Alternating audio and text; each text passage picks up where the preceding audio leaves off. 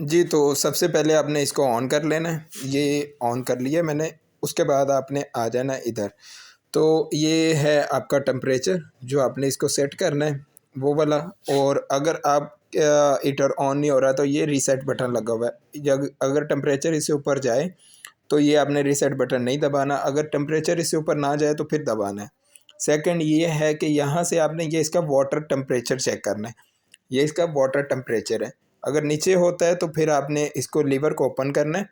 Open करेंगे तो ये टेम्परेचर इसका जो है ना ये ऊपर आना शुरू हो जाएगा। जहाँ पे ये अभी इसका टेम्परेचर हम लोगों ने रखा हुआ है ना, ये देखें यहाँ पे आपने इसका टेम्परेचर रखना है। इसका टेम्परेचर यहाँ पे रख के तो आपने इसको ऑन कर देना है। ये फिर आपने लीवर जैसे ही बंद करेंगे तो ये यहाँ पे टेम्परेचर इसका खड़ा हो जाएगा। उसके बाद आपने देख लेना कि ये टेम्परेचर जो है आपका अप डाउन हो रहा है।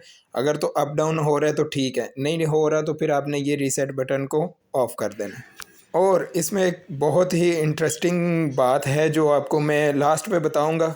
जो आप इसके मतलब इसको ख़ुद भी यूज़ करना चाहें तो वो ख़ुद भी यूज़ कर सकते हैं, बजाय किसी इलेक्ट्रिशियन को बुलवाने के या किसी और को बुलवाने के। ये आप ख़ुद भी इसको मैनेज कर सकते हैं। ये इसका टेम्परेचर देख रहे हैं आप, मैंने ऊपर भी किया है, अप डाउन भी किए। इस तरह आपने इसको अप डाउन भी कर लेना है।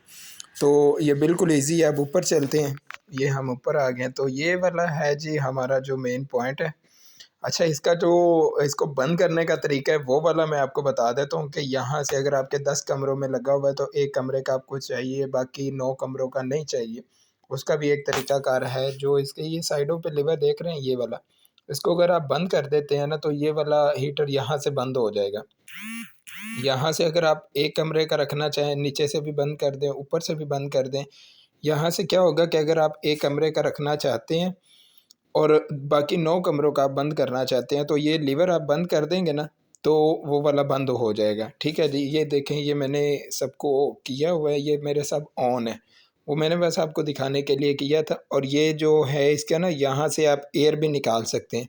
बाज़ दफ़ा क्या होता है कि इसके अंदर ना एक साइड पे एयर आ जाती है और वो काम प्रॉपर नहीं कर रहा होता, आधा हीटर चल रहा होता है, आधा हीटर नहीं चल रहा होता। तो वहाँ से आप उसको नोज़ल को थोड़ा-सा नट लगा होता है, उसको आप पेचकस से थोड़ा-सा खोलेंगे तो वो उसकी एयर निकल जाएगी, फिर आपका हीटर जो है ना वो प्रॉपर काम करना शुरू हो जाएगा। तो ये वाला जो है इस तरह आपने इसको चलाना है। और दूसरा, अगर आपका मतलब कोई भी आप कहते हैं कि मेरा 1 कमरा चलाना है, 2 कमरे चलाने हैं या 3 कमरों में चलाना है आपने, तो बाकी 4-5 कमरे आपके एक्स्ट्रा हैं, आप बंद करना चाहते हैं तो आप वो उन लीवर से बंद कर सकते हैं। ठीक है? ये इसका कोई भी इतना मुश्किल काम नहीं है, आप यहाँ से बंद कर सकते हैं। और टेम्परेचर वाला जो है, जो टेम्परेचर आपको मैंने बताया कि रखना है, वो पीछे जो मेन बाहर आपका मेन लगा हुआ है ना, इसका जो बॉक्स लगा हुआ है मेन, उसको वहाँ से आप इसका टेम्परेचर रख सकते हैं। चाहे आप 60 पे रखें, 70 पे रखना चाहें, 80 पे रखना चाहें, 75 पे रखना चाहें, जितने पे भी आप रखना चाहें कि ये इतना हमारा रूम टेम्परेचर होना चाहिए, तो उतने पे आप रख सकते हैं। ठीक है जी, ये देखें अभी मेरे सारे जो पैनल अंदर लगे हुए हैं, वो सब काम कर रहे हैं। तो इस तरह आप इसका ये एक छोटा-सा तरीकाकार है। इससे आप इसको ऑन भी कर सकते हैं, ऑफ़ भी कर सकते हैं। चलाना मतलब 1 कमरे में चलाना चाहे, 2 कमरों में, 10 कमरों में, जितने में भी चलाना चाहें वो आप यूज़ खुद कर सकते हैं। बजाय किसी को भी बुलाने के आप इनको खुद भी मैनेज कर सकते हैं। इस तरह आपने इसका टेम्परेचर जो है वो बाहर से सेट कर लेना है। और जो अगर आपने हीटर को बंद करना है मत तो वो मैंने आपको तरीका बता दिया, आप वहाँ से लीवर बंद करें तो वो बंद हो जाएँगे।